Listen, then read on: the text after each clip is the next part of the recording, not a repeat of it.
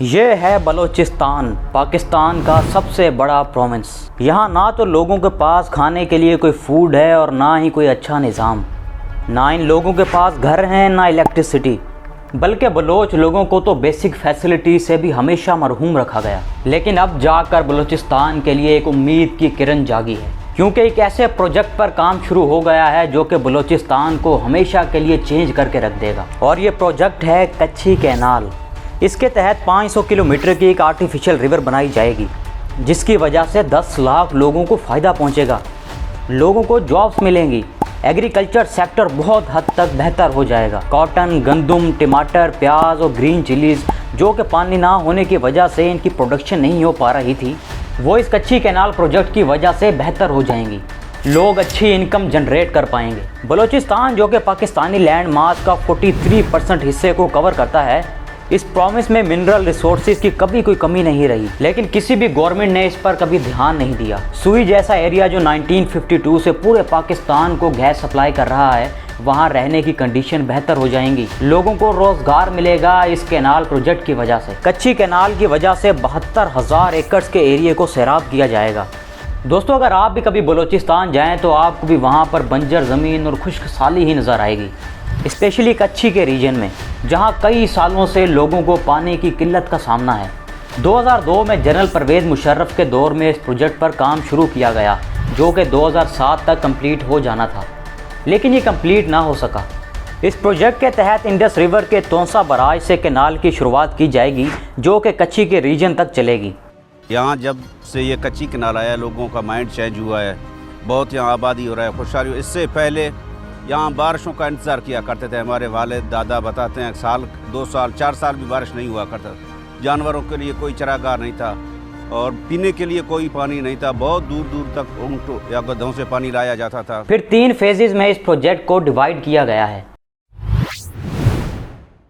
Phase 1 में ये district डेरा बुगटी के 1,02,000 एकड़ को इरिगेट करेगा। और यहाँ गुड न्यूज़ ये है कि फेज़ 1 ऑलरेडी कंप्लीट हो चुका है। फेज़ 2 में ये डिस्ट्रिक्ट बोलान और नसीराबाद के 2,67,000 एकड़ को इरिगेट करेगा। और फिर फेज़ 3 में ये डिस्ट्रिक्ट बोलान, नसीराबाद और जलमक्सी के 3,44,000 एकड़ को पानी से सैराब करेगा। इसका बड़ा अच्छा इम्पैक्ट पड़ेगा हमारे इलाके में। ये पूरा इलाका जब रेगिस्तान था, जहाँ जानवरों के लिए पानी नहीं था, अब ये पूरा सरसब्ज होता जा रहा है। दोस्तों, इस प्रोजेक्ट पर अब तक 100 अरब रुपीज़ खर्च किए जा चुके हैं और सिर्फ 5 सालों के अंदर ये कैनाल अपना खर्चा पूरा करके पाकिस्तान के इकनॉमी में ये सारे पैसे लौटा देगा।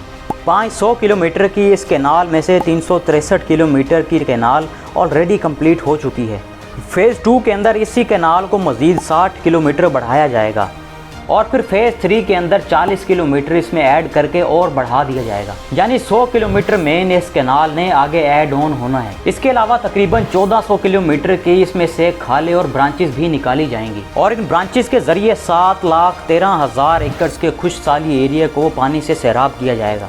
दोस्तों, इस कैनाल की इंपॉर्टेंस का अंदाज़ा आप इस बात से भी लगाएं कि अगर हर साल 1 एकड़ से 2 लाख रुपीज़ की इनकम जनरेट की जाए, ज़ाहिर है जॉब्स होंगी, एग्रीकल्चर पर काम होगा, तो बलूचिस्तान में रहने वाले लोग हर साल 150 अरब रुपीज़ कमा सकेंगे, जिससे अल्टीमेटली पाकिस्तान की इकोनॉमी भी बेहतर होगी। लेकिन अब ऐसा भी नहीं है कि इस कैनाल प्रोजेक्ट को बनाना पाकिस्तानी इंजीनियर्स के लिए कोई बहुत ही आसान काम था। इंजीनियर्स को कैनाल बनाते वक्त कई मुश्किलात का सामना भी करना पड़ा, जैसा कि सख्त गर्मी वाली वेदर कंडीशन, क्योंकि बलूचिस्तान के इस हिस्से में बहुत ज़्यादा गर्मी पड़ती है और बारिश भी करीब ना होने के बराबर होती है। इस कंडीशन में लेबर और वर्कर्स के लिए काम करना एक बहुत बड़ा चैलेंज था। इसके अलावा मानसून के सीज़न में नहरों और दरियाओं का पानी ओवरफ्लो हो जाता है, जिसकी वजह से कच्ची कैनाल में भी बाढ़ आने का खतरा मौजूद था और इंजीनियर्स को इस खतरे से लड़ने के लिए पहले से तैयार होना था, क्योंकि गर्मियों के मौसम में जब नहर का पानी सूखेगा और पानी की मुश्किलात भी सामने आएंगी, इसलिए बारिश के दिनों में अगर पानी को स्टोर कर दिया जाए तो ना सिर्फ बाढ़ से बचा जा सकता है, बल्कि खुश्क साली की प्रॉब्लम से भी निपटा जा सकता है और इरिगेशन का काम भी कंटिन्यूसली चल सकता है। पाकिस्तानी इंजीनियर्स ने बहुत अच्छे तरीके से इस चीज़ को भी मैनेज किया। इसके अलावा बलूचिस्तान की मिट्टी में सॉइल इरोजन भी एक बहुत बड़ा चैलेंज रहा है, क्योंकि इस एरिया में मिट्टी का कटाव बहुत ज़्यादा था, तो कैनाल को बनाते वक्त इस इशू पर भी बहुत ध्यान दिया गया और सेडिमेंटेशन को भी अच्छे से मैनेज किया गया। ताकि कैनाल की तह में मट्टी जमने से रोका जा सके। इस मसले के हल के लिए इंजीनियर्स ने कैनाल में आर्टिफिशियल ट्यूब्स फिट की ताकि सफाई के लिए बाकी कैनाल्स की तरह इस कैनाल की खुदाई न की जाए। दोस्तों, कच्ची कैनाल का असल मकसद उस एरिया तक पानी पहुंचाना था जहां कभी इरिगेशन की ही नहीं गई।